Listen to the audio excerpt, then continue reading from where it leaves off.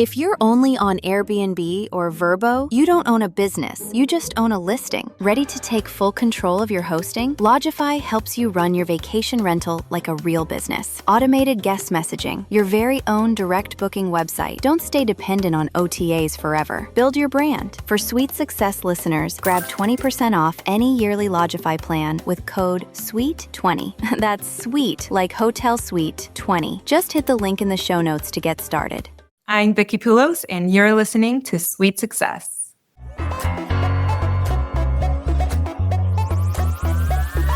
You've just checked in to Sweet Success. Join me, Katie Cline, for exclusive conversations with hotel executives, hospitality leaders, and industry innovators. Together, we'll uncover the strategies and techniques these masters of hospitality relentlessly refine. Whether you're already in the industry or just starting out, tune in every week to unlock the secret to your sweet success. Hello, everyone, and welcome back to another episode of Sweet Success. I'm your host, Katie Cline, and today I'm delighted to be joined by Vicki Poulos. Vicki is the Vice President of Luxury and Lifestyle Brands at IHG Hotels and Resorts, where she drives brand management across some of the most iconic names in travel: Regent, Six Senses, Intercontinental, Kimpton, Vignette Collection, and Hotel Indigo.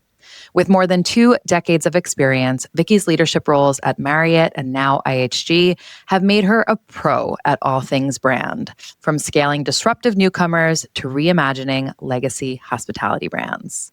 Her work has earned her notable accolades, including Adweek's Rising Brand Star, Hospitality Lodging Magazine's 15 Women Making Their Mark, and Boutique Design's Hotelier of the Year. Vicki, thank you so much for joining us today. Thank you, Katie. I'm thrilled to be here. You actually started your career working at MTV in advertising. What was it that made you make the switch into hospitality? Okay, first, starting out at MTV was so much fun. It felt like the golden era of the brand, I would say. And for sure, as a 20-something-year-old, it was the perfect crash course, I would say, of how powerful brands can just tap into people's life and the culture and all of the things. And honestly, at that age, it was cool to say that you worked for MTV. So I said, sure, why not?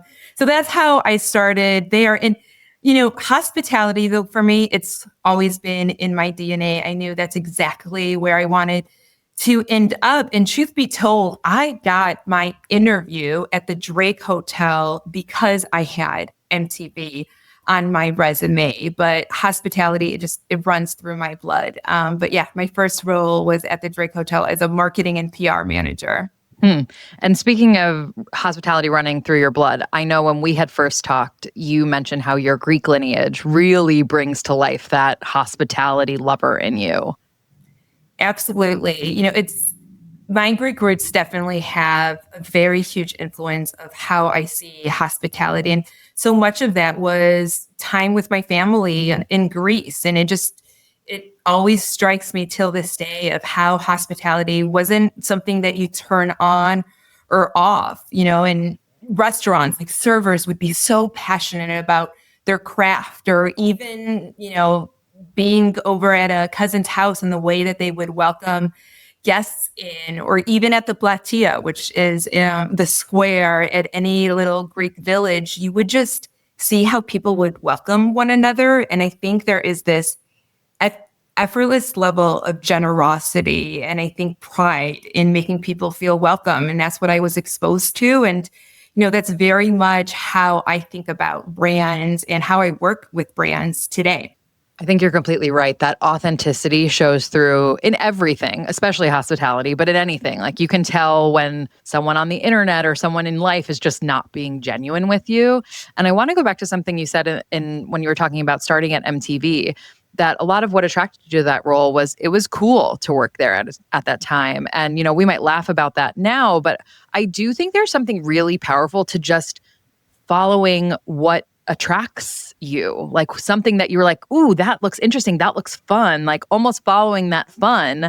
And as you said, that led you to working at the Drake, which now has given you this entire career in this industry.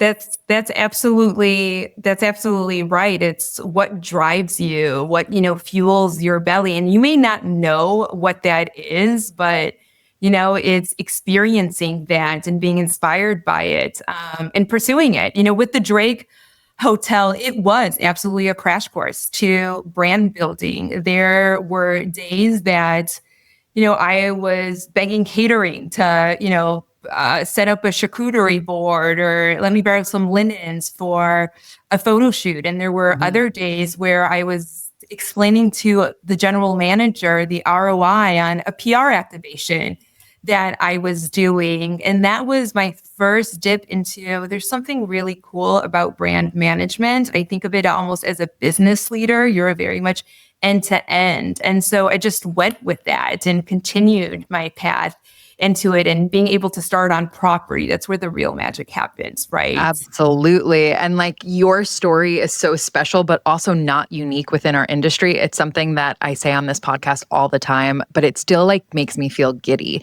to hear that someone with your role now started on property. I mean, that just gives such inspiration to people. If this is an industry that promotes from within, that people grow from within, but also I imagine your time at the Drake, being on property, working with all the different departments within a hotel, really understanding the inner workings of a property probably plays a huge role in what you do every day now.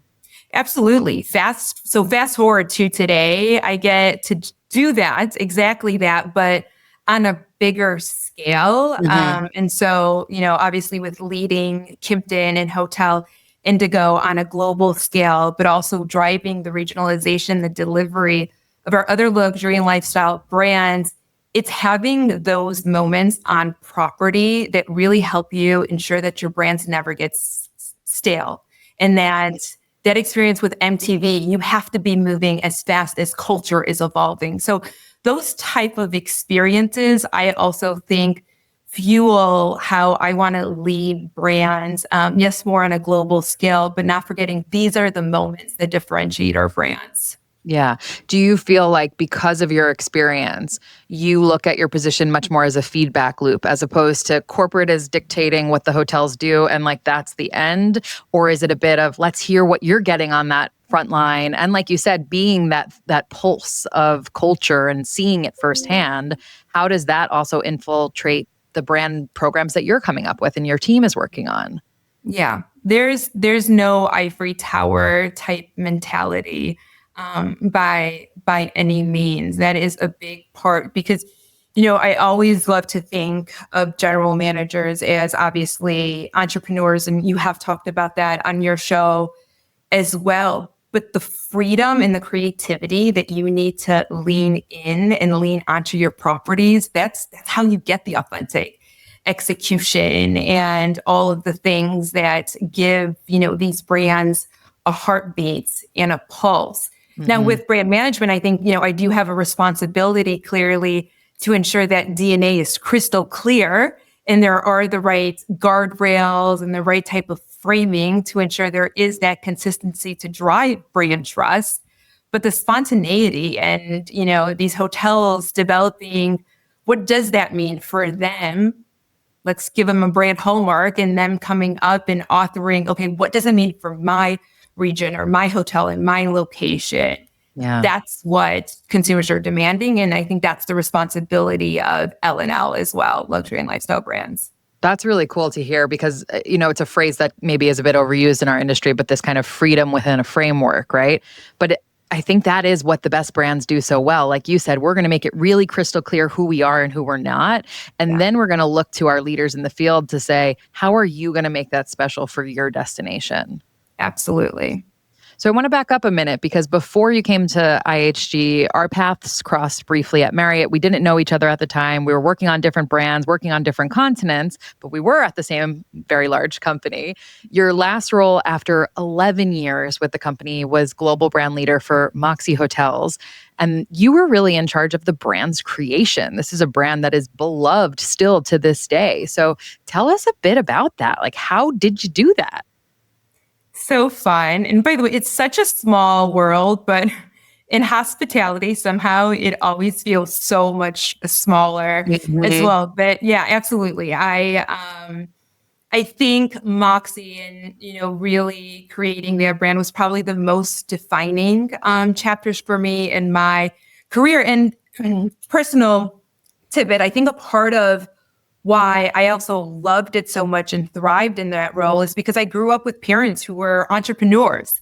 So even though I took a very corporate path, that type of spirit is in me. And I think Moxy gave me so much of a chance to lean into that. It was building something from scratch.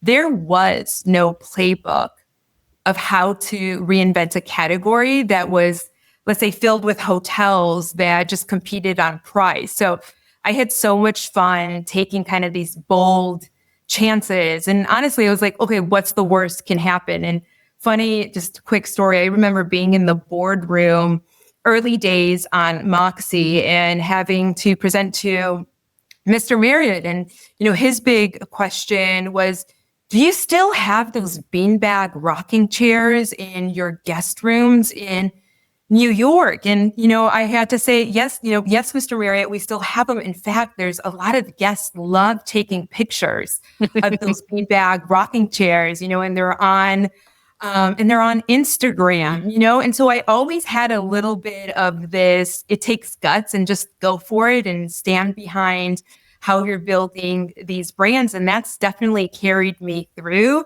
to how I lead brands today for IHG. It's absolutely, you have to find that spark. You have to stand for something. So for Kimpton and for Hotel Indigo, it's very much, we're constantly asking ourselves, is this going to delight our guests? Are we going to make them smile? And most importantly, are they going to stop and say, oh yeah, you're going to find that only at Kimpton? Absolutely.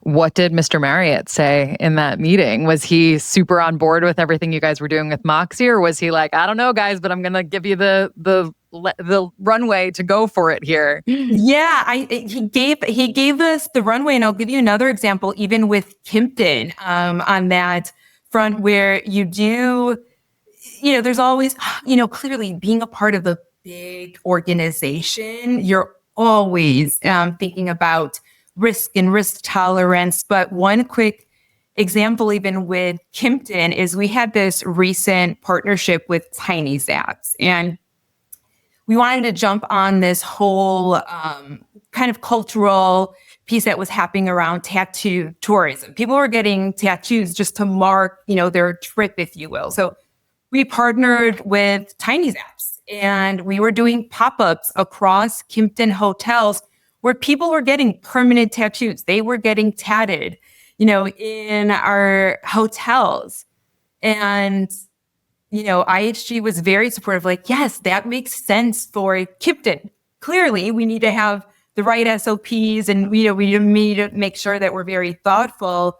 But the results were incredible. And the stories that we were creating, I mean, these are real life stories we were getting of coworkers in New York at one of our pop-ups were getting matching tattoos.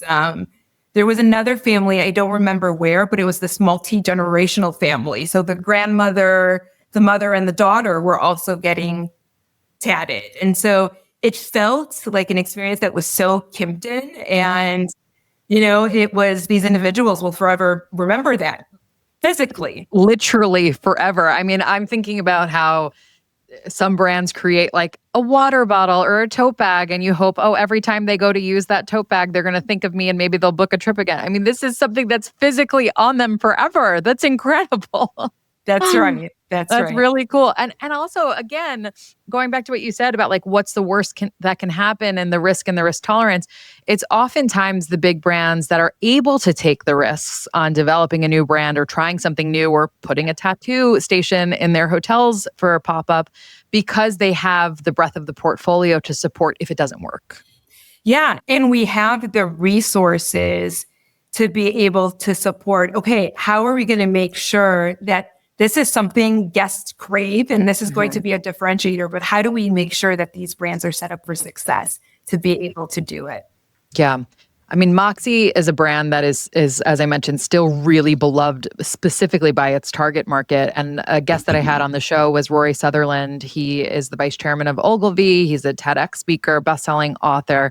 he's obsessed with Moxy. He talked about it on his episode with me. I've heard him talk about it in other interviews that he's done. And he just loves the way that that brand does certain things super, super well to really hone in the guest and want them to come back, make them want to come back. So can you walk me through tactically, step by step, how do you create a brand? Yeah. When you think about some of these brands like Kimpton, like Regent, like Six Senses, or, brand building, I would call it, is an art and a science. There's so much of a science and there's an academic side to it for sure. But also the other part of it is, intuition, and you can validate that intuition through science and data. But I'll say this about it is that you have to think about a brand as a living system. And that living system really needs to evolve through culture, through technology, through people. But the most important thing that you can do when you are creating a brand, think about how you're going to anchor it in a truth. And a really easy example, obviously, is Nike. We can take it out of the industry for a second. Clearly, it's Nike, right? Their core truth for that brand is unlocking human potential. Just do it. But when you think about how has that brand over the decades been able to stretch that type of truth, they've done it through very different type of cultural spaces. What's happening, over time? It was about women's empowerment. You think about how they leaned into that. It was the equity in terms of sport. They leaned into that. It was digital fitness. So they really never changed their core truth, but the way that they show up evolves with every generation. So, you want to bring that into hospitality, say the same thing for Kimpton. They do it really well. And one of the things that's a founding truth that I never met, obviously Bill Kimpton, but I know that founding truth where he believes that a hotel should lift your spirits and it should never put you to sleep is absolutely our North Star. And so how we express that has flexed clearly, over times and with different partnerships and what have you. But tactically, the most important part is exactly what I just expressed. You have to start with a clear why. And then from there, every touch point, right? It's the design, it's the services, it's the program should always ladder up to that core. The other big piece where you start to see brands lose their way is when they're designing it for everyone. You have to know who you're designing it for, and you have to get into their mindset. What is motivating that consumer? How are they showing up in the world? What do they crave? And so want to be very thoughtful across all of the brands that I support is that we can't chase everyone. Can't do it because you end up resonating with absolutely no one. Yeah, that is the death knell. I just am blown away by what you just said. And I really loved what you're talking about with evolution too, and it being a living system. I was looking at an old brand deck from W Hotels a while ago. And I remember when I worked for Starwood and we were, redoing the brand decks, part of me was like, is this just like us all trying to justify the reason for having a job? Like, do we really need to be like redoing this again? And then recently I was looking at an old brand deck and it felt so out of date. It was perfect at the time, but it felt so out of date now. And I think everything that you just said is so crucial is how does it continue to evolve? The brand doesn't have to change, but the way that it's executed does. And that's the responsibility of brand people. So there's a couple things to that. It's think about brand leaders as futurists. We have to be looking into the future. And you also can't be copying the playbook. You're not copying playbooks, but you need to be reading weak signals. What's happening in consumer behavior? What's happening with culture? What's happening in tech? And that way, if you're looking at yourself as a futurist, think about it as a crystal ball, right? And again, this is like science and intuition. Well, then you can be setting up your brand and try to skate with where the guest is eventually going. They don't even know, but you really have to think about what that is. I'll share a quick stat for you. And this is going to get into maybe a little bit about Regent hotels. So, and how we need to evolve. 76% of luxury consumers will be millennials and Gen Z. And the majority of those individuals, their wealth is earned and it's not inherited. It's very different of how you think about now these luxury cues that were built on baby boomers, and it was all about inheritance for them. It's no longer the case. So then you start to think about, well, with that type of movement, some of these Gen Z, some of them may be a little bit younger or even younger, but you need to then start creating your brand and proof points around that. Someone that doesn't have an inheritance, but has earned every dime and they have made it, guess what? They're probably a little bit frugal despite their wealth, right? Don't nickel and dime them. Someone that has, built their wealth, what's really important is this proactive service. Their time is so, so precious for them because they poured their entire hearts and souls into building their empire. So you start to think about, all right, well, they're frugal despite how wealthy they are, and they really need proactive service. So then you just start to rethink these brands, not changing the DNA, but making sure you're leaning into how culture is changing. Yeah. And the consumer is actually changing. It's not the boomer who is making the booking decision and paying for it anymore. 76%. That's quite staggering even to me.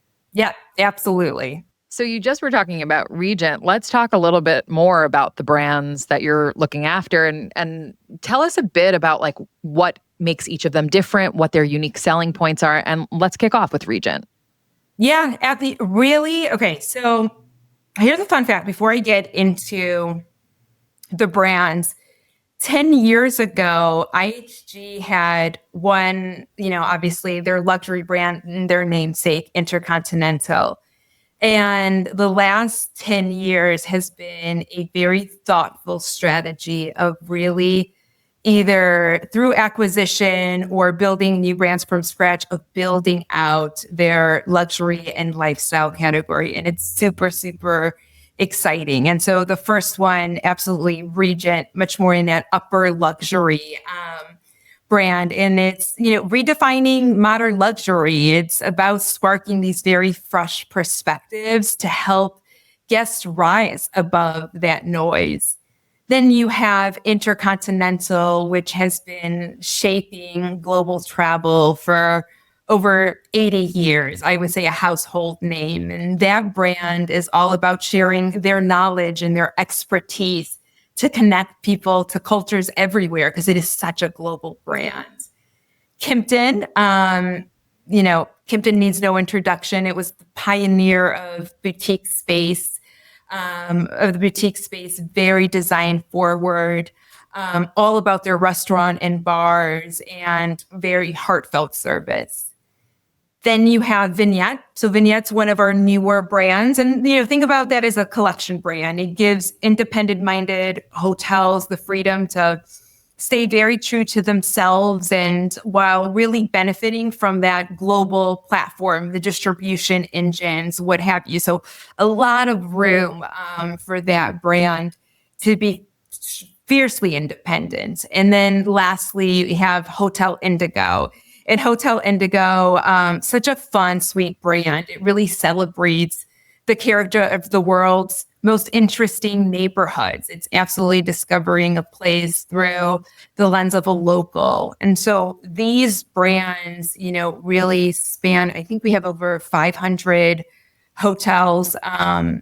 They hit, I think, over 70 countries. So really, a really nice, well-rounded, I think, portfolio, because ultimately what you want to also make sure we're doing is that, you have the right brand in the right place, but importantly for every type of trip and for every type of purpose to be able to serve a really wide range of guests. We were speaking in the beginning about how wonderful this industry is with opportunities. And I know before we started recording, you were mentioning you're hiring for your team.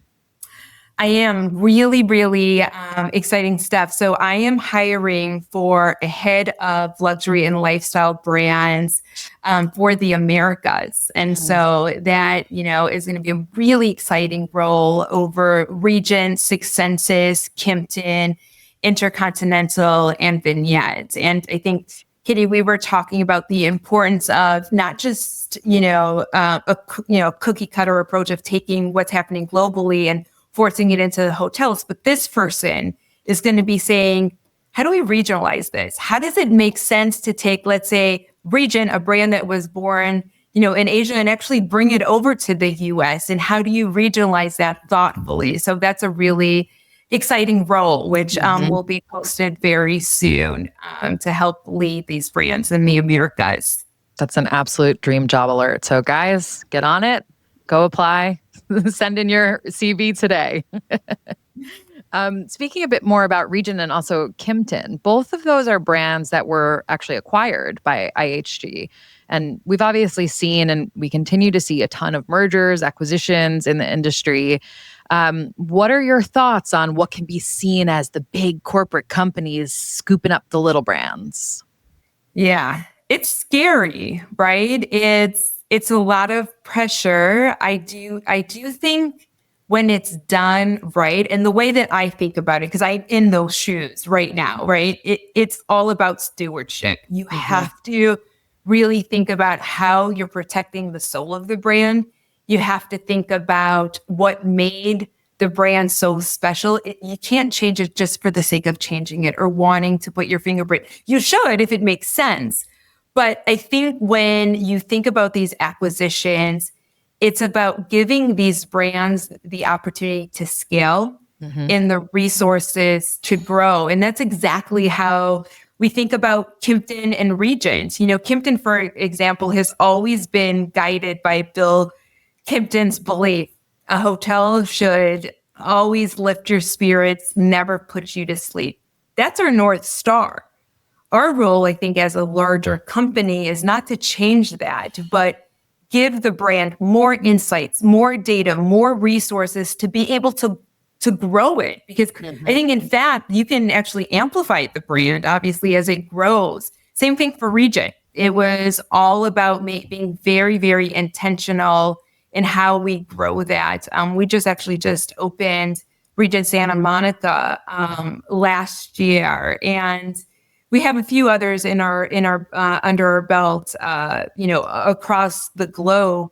But those are really good examples of brands that we don't want to water down that DNA, that it is important to think about stewarding these brands, these baby brands that come in, or brands that have been really established. And again, it's not for the sake of changing them to put that fingerprint on it. It's just being very thoughtful in what you do with it. And I saw photos of Regent Santa Monica and it looks stunning. Absolutely beautiful. Yeah. And that one, it was a conversion. Lowe's, it was a Lowe's conversion, and the owner really was very, very thoughtful of, again, talk about also this entrepreneurism. He wanted to be the first to take the leap and to bring the Regent over to the US. And so a really fantastic partnership of what that debut meant. Yeah, and I think that's a great example of where taking a really specific brand of, you want to bring in that Asian heritage, the Asian roots, that's going to actually be a point of differentiation in a market like Santa Monica. How many hotels do you have that are, renting surfboards and being about the beach and like doing all the like things of the destination, which I'm sure that property is also doing in their own way. But that kind of Asian heritage that brand brings through is going to be special in a market that doesn't have many others like that. Especially when it comes to service and the type of, obviously, very thoughtful type of service. When you go out to Asia, it's just so thoughtful in its execution and the personalization and what have you.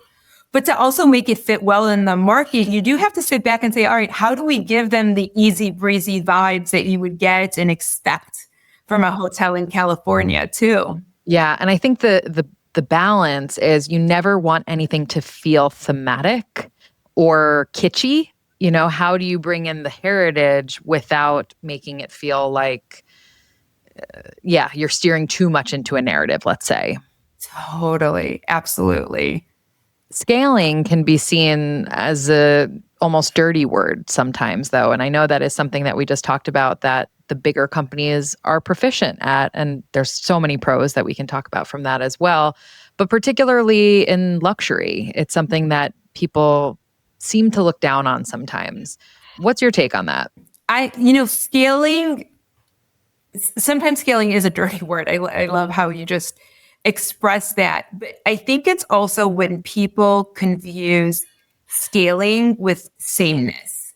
And I think there is this fear that growth is ultimately or automatically going to mean that it is cookie cutter and that you're going to strip away that character and charm. So I think scaling, and if you do it thoughtfully, is going to amplify your brand, kind of what we just talked about it, and introduce it to consumers everywhere.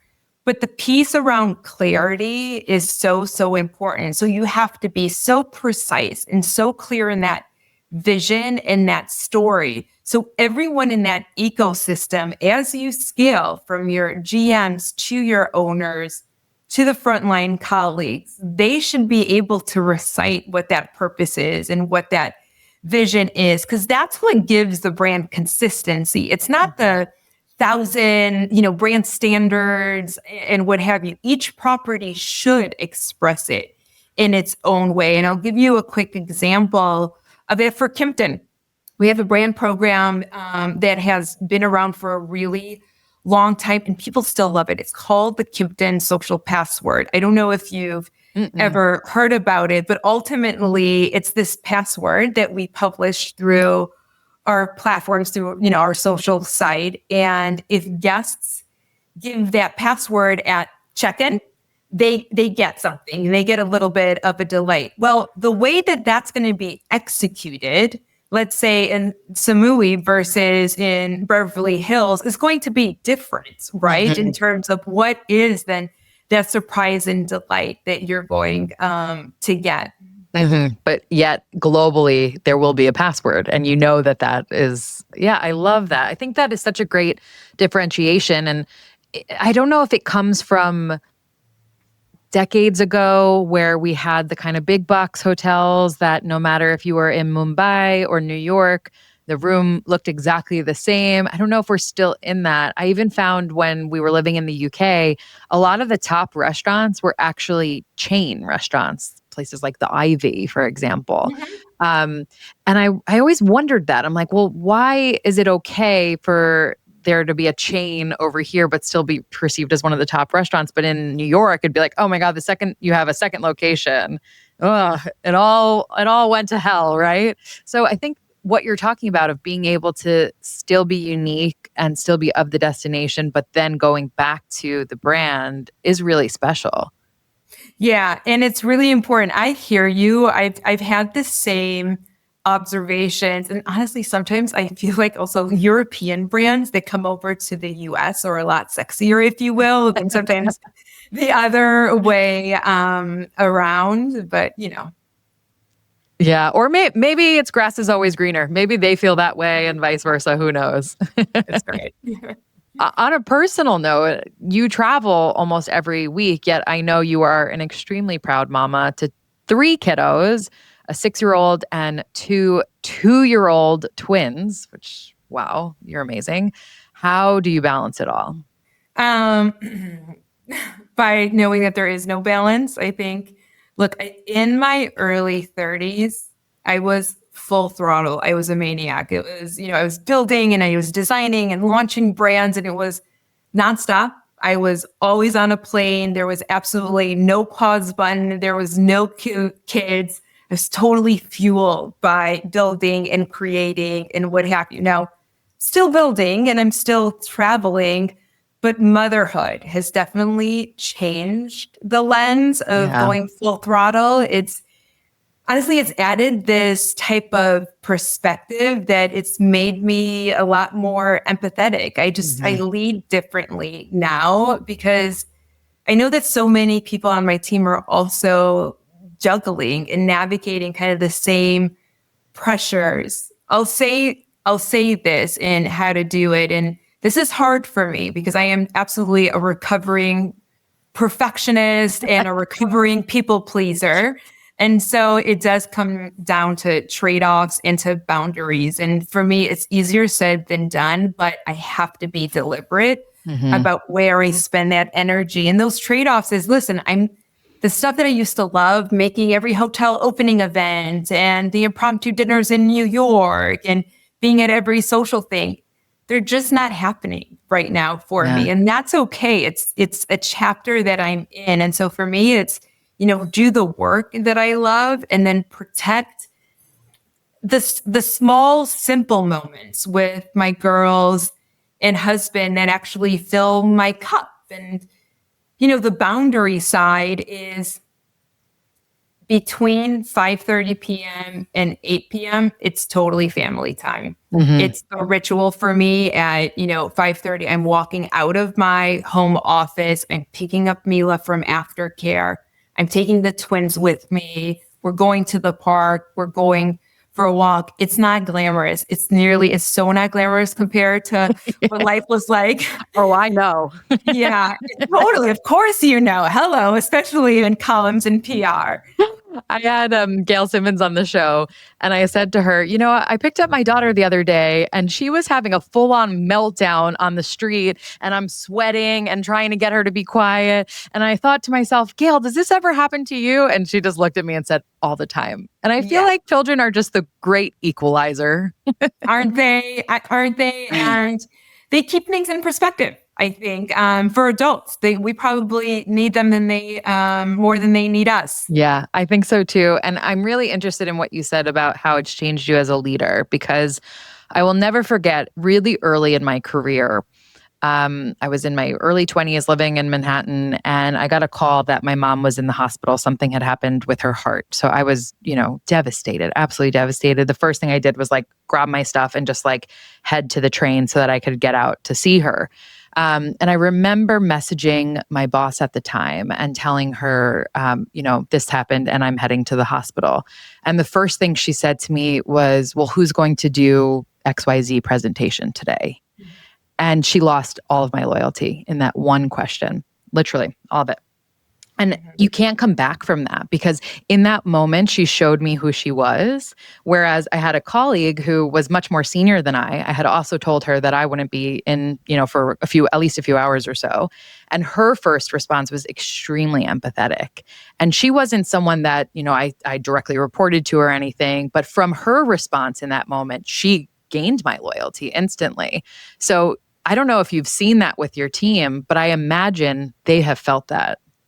Oh, absolutely. It's when you experience that, and when you heard your first boss, and there's a little bit of what? And you don't want to pour your heart and your soul into your work if you don't get the grace, versus your second experience where it was I feel supported and I feel loyal to you and I want to do more. I'll tell you really personal story that IHG took such incredible care for me. I was pregnant when I started with IHG, and they were so supportive. And yes, I was sprinting. I wanted obviously to build credibility and, obviously, but the way that they supported me when I did go on maternity leave, for someone that was I was with the company for less than a year at that point. I couldn't wait to get back to work. I couldn't wait to thank the people that were supporting me and were championing me. And so it makes you a lot more invested when you do get more empathetic leaders on the other side, and vice versa. And I think, with my team dynamics right now, it's this mentality of we've got you, for someone on the team that maybe does have a sick kid that they need to pick up from school in the middle of the day. The response is, we've got you. And so it's, it's this really great support system and bond. Yeah. Vicki, I want to ask you the last three questions that I ask every guest. And first one is, what was the best hospitality experience you've ever had? Yeah, this one, obviously, it's a hard one, especially for people that are in hospitality, because we get so many wonderful experiences. But I'll give you a personal one. It was this summer.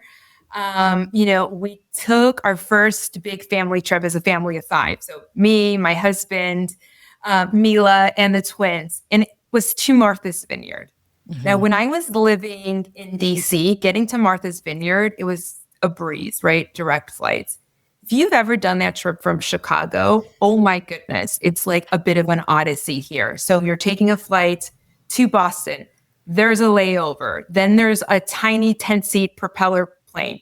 So we experienced delays. The kids were losing their minds. All of the chaos where my husband and I looked at one another and were like, what were we thinking? Why? And you're outnumbered. Right? And then here's what happened. We landed. I got a text from an independent, there's really no chain hotels on the Vineyard. And it was from an independent hotel. And the text said something like, hey, we know that your flight is delayed and we know you have your hands full. We've already set up the pack and play and we've stocked snacks in your room.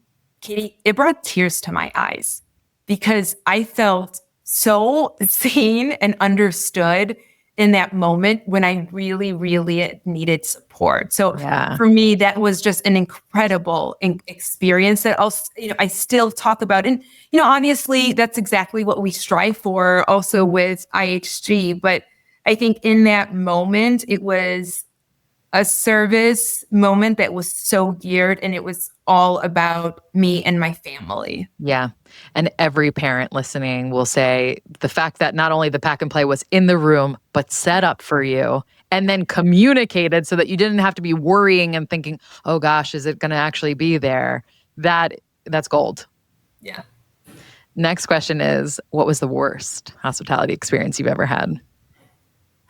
I'm not the first to say this. I'm gonna take the easy way out here. It's what is going on, obviously, with the airlines. It's killing me. I was on this happened a few years ago. I was on a long haul flight and it was one of those, to Bangkok, and I was in the final stretch, right? So I was in New York trying to get back to DC, go to get on my last leg of my flight, total mix up with my ticket.